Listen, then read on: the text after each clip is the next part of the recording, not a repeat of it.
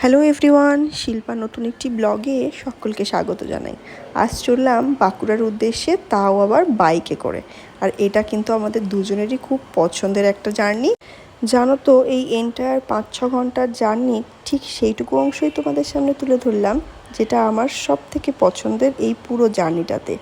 এটা হলো পিরাকাটার জঙ্গল, আর এখানে চারিদিকে শাল সেগুনের গাছ, আর তার মাঝখান থেকে সানলাইট, একটা সেদো সেদো গন্ধ, কিচিমিচি পাখির আওয়াজ, আর একটা অন্যরকম নীরবতা।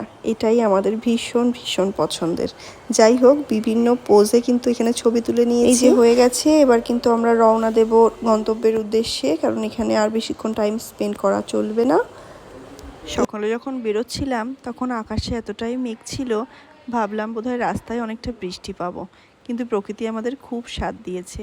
এই যে এসে গেছি রায়পুর, আর মাত্র 2 কিলোমিটার, আর এই হলো গিয়ে কংসাবতী নদী। মানে আমরা গন্তব্যস্থলের একেবারেই কাছাকাছি এসে গেছি। তাহলে আজ এই অবধি, দেখা হচ্ছে নেক্সট আরও একটি ব্লগে। ততক্ষণ পর্যন্ত খুব ভালো থেকো, সুস্থ থেকো।